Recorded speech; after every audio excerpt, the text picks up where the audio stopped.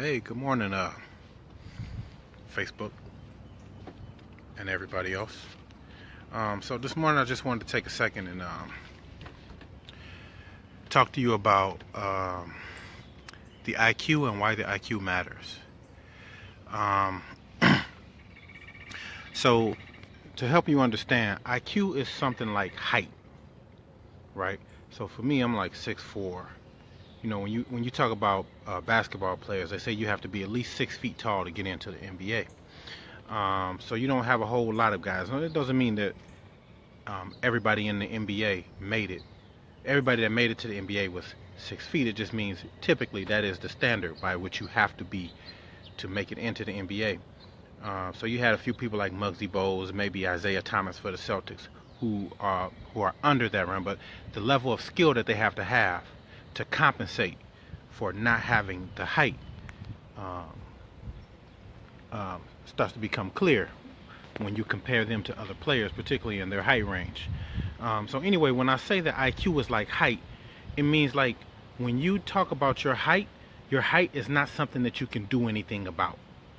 Now, you can do something about the fact that you're not tall, but you can't do anything about not being tall.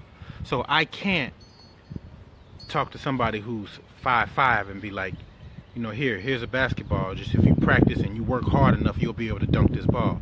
No matter how hard you work, no matter how much you practice, you'll never be able to dunk the ball. Well, IQ is the same. Like, if your IQ is at a certain level, there's been no evidence anywhere in the world that shows that a person can increase their own IQ. Right? So IQ has like this genetic implication, right? So like if I'm tall and my wife tall, then we're probably gonna have tall kids. We're gonna have taller than usual kids. Or it doesn't even have to be I'm tall and my wife tall. Just me being tall is enough to say that my kids have the genetics to be tall. But if you don't have the genetics to be tall, so you think about Asian people, like Asian people are typically smaller people. When you talk about Chinese, I mean, there's some tall Chinese, but in general, Chinese people are small, are short.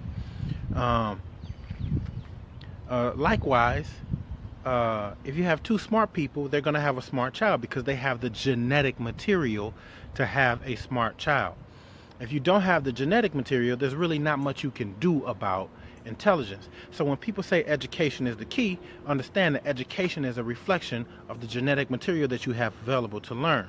So you can't take somebody who's inherently compromised intellectually and just make them work hard at being more educated. No, you have to have the genetic material to have that be available. Now, this becomes a problem for the descendants of slaves. It becomes a problem for the descendants of slaves because descendants of slaves were intentionally bred to be dumb. They were intentionally bred to be dumb, right? And like you can't, a part of the problem is you can't completely breed out intelligence in any group. If the genetics are there, they're gonna lay dormant in that particular group. So you have people like Frederick Douglass, right, who was very smart, but even Frederick Douglass admitted that there was a limit to his capacity to learn because of the circumstances that he found himself in as a slave, right? If you have the genetic material, so let's say if I'm tall, but there are no basketball courts or no basketball around me, then me being tall is going to be inconsequential once I come upon a basketball. So, you know, you can't be 25 and it's your first time touching the basketball because you're 7 feet tall. No, you'll never be as good as somebody who grew up playing with basketballs and then grew into being 7 feet tall. And so when you understand these things, you understand that education is key for people who have the capacity to be educated, which isn't most people. That isn't most people just in general, and then specifically for black people, that's going to be, it's not going to be a lot of people. And so when people talk about education and working hard, they're really being disingenuous. These are smart people who are already genetically predisposed to intelligence, right? They have a certain IQ level where they're already at. Talking down to people who don't have that IQ capacity. So it's like it's like me being 6'4", telling my wife who's 5'2", maybe 5'3", that she can be able to dunk just like me if she just try hard, because I try hard and I was able to do it. But we're not, but we're pretending as though me being 6'4" and her being 5'3", that it's irrelevant to what we are expecting in the outcome. And so when you talk about black people, people argue back and forth, but whatever. I'm just telling you what the number suggests. The number suggests that the IQ of the average African American, the average descendant of slave, is 85, right? The average IQ in America is 100, so that's a complete standard deviation, meaning they are far the average IQ in America is higher than the average IQ for the African American. So African Americans are just kind of, at the moment, they are genetically behind the 8 ball. Now the question is then, what are we supposed to do? So what's supposed to happen is, how you increase the IQ is you have to create a context that will allow a people to come into a greater IQ. That context has never existed for us. One of the things that depresses IQ development is what you would consider toxic stress. And when I say toxic stress, it means so for example, if you're a young black male and you live in Chicago, right? You're concerned about your life every day, right? In that context, that is not an environment where you are going to elevate the IQ, because you are essentially living at a survival level. And at a survival level, the body does not have the time or energy to focus on brain development. It's focused on survival. So how am I going to eat? How am I going to be safe? Just very primal necessities, needs that are being considered at that level. And at that level, you can't increase the higher functioning of the brain. And so when you talk about African Americans' time in America as slaves, and then under Jim Crow and the KKK and things of that nature, and then the drug war, and then mass incarceration, like, black people's entire existence in this country has been under this toxic stress, right?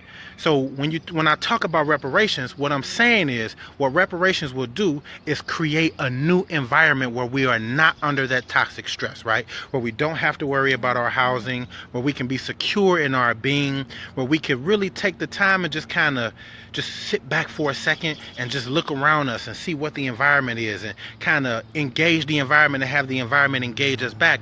And over time, what you will see, after generation after generation after generation, you'll see an elevation of the collective IQ. Now, just because we have an average IQ of 85 does not mean that there are no blacks who have IQs more than 85. That is not the case. We have plenty of geniuses. We just don't have enough geniuses to combat the number of idiots we have. And we have the number of idiots because that's what we were bred to be. We were bred to be idiots. We were bred to be people with a compromised IQ. And so when people talk about the choices that black people make, they are talking about the choices that black people make in a society with an average IQ of 100, but they have an IQ of 85. And you really need to look into that and kind of see what that means. Like, for example, I just learned this last night, that the U.S. military will not, like, it's illegal for the U.S. military to hire you if your IQ is under 83. If your IQ is under 83, you cannot get in the military. Now, people say, what are you talking about? They don't make you take an IQ test to get in the military. That's where you're wrong. They don't call it an IQ test. What they call it is an aptitude test. And so, depending on where you rank in an aptitude test, that depends on where you are going to be situated at in the military. Whatever branch that is. And so essentially this society has no place for people with the 85 IQ and under. And that's unfortunate for the African Americans, who on average have an IQ of 85, which means we have a lot of people under that and a few people over that, which brings us to the 85 mark. So you need to understand what this means when you expect black people to see, when when you have a person with an 85 IQ, you don't expect them to make the choices of a person with a 100 IQ. There is a difference, that there's an IQ deviation, or a difference in the IQ of 85 and 100. And people don't know this, but people with a 100 IQ think that everybody else have a 100 IQ and that they're just making bad choices. But that is not the case. People with an 85 IQ are going to make poorer choices than people with a 100 IQ. So the people with the 100 IQ have to be responsible for the people with the 85 IQ, but that is not what's happening, because they don't want to be responsible. So the people who have the 100 IQ or higher don't want to be responsible for the people with the 85 IQ, at least amongst black people. That's not what we do. Amongst black people, what we do is the people with the 100 or higher IQ, we move away from the people with the 85 IQ, leaving them to make these choices that they really don't have the capacity to make. They don't have the capacity to make those kind of choices. So it's like asking a person who is the janitor at the school to run the school. That's a ridiculous statement to make. It's a ridiculous statement to think that the person who cleans the toilets at the school has the same capacity as the person who actually runs the school. Right? When you're talking about a person with a master's degree, you know, I think they say you probably need like a 105 IQ to get a master's degree. You know, and to get a PhD, I think you need a 120 or higher to get a PhD. So if you have an 85 IQ, you will never get a PhD. I don't care how hard you work. Except the problem we have in this society is that the person with the 120 IQ is telling the person with the 85 IQ that you can do everything I can do. And I'm saying that's like me telling my wife, who's 5'2", that she can dunk just like me. Then what's going to happen is my wife is going to she's going to start to develop this complex about herself and her identity, because she really thinks that she can do, that she thinks that the reason she can't do what I can do is because of her, not in the discrepancy between our height. And so that's what we're doing. What we're doing is we're holding people accountable for something they could never accomplish. They can never accomplish what you accomplish. And so that's who I speak for. I speak for the average African American. I don't speak for the African American who has the 100 IQ or higher. They can speak for themselves. And they are speaking for themselves. And what they're saying to me is, shut up. They're telling me to shut up because they really don't want the responsibility that they are supposed to have. Now, other people take care of their low IQ people. We don't. Our people, we run from our low IQ people and then leave them in a cesspool of stupidity. And then when they end up murdering and killing each other, we're saying, oh, that's so sad. They've made poor choices, right? But that's like taking all of the janitors and custodians across the nation and then making them the principals and then blaming them for the school failing. That's a ridiculous idea. It's a ridiculous ideology. Like, if you don't know what you're talking about, man, you should just be quiet and just enjoy your life in that 100 IQ space, and let the people who are trying to take care of other people do what they can to kind of help people transition into a better life that will in the future produce a higher IQ. But as things stand, that's not what's going to happen. That's not what's going to happen, because if you short, you can't make yourself taller. There's nothing you can do to make yourself taller. And so there's some things that you have to depend on tall people to do for you. In our community, what's supposed to happen is intelligent people are supposed to give back some of that intelligence. But that's not what's happening. They calcify, and they move away from those people and stay away from those people. And sometimes, it's unfortunate, but sometimes you have to be forceful with dumb people. But our problem is we don't want to call dumb people what they are. And black people dumb. And we keep acting like they ain't dumb. And everybody act like they ain't dumb except the people who exploit dumb people. The people who exploit dumb people, they know you dumb. That's why they keep exploiting you. And they come into your community and they take your men and they take the good quality men, they take the good quality women, and then look at you and say, shame, shame, shame. Shame on you for not being the smart as you could be if you just worked hard and studied in the books. Right? But not factoring in how you got that 85 IQ. It ain't your fault you dumb. They made you dumb. That ain't on you. And so they owe you for making you dumb so you can start to do the work that needs to be done to repair yourself. and to become intelligent and to be able to look at the world and the way the world is supposed to be looked at. Because what I'm looking at right now is a bunch of foolishness out there. And that's what I'm supposed to be looking at when you're talking about a community with an average IQ of 85.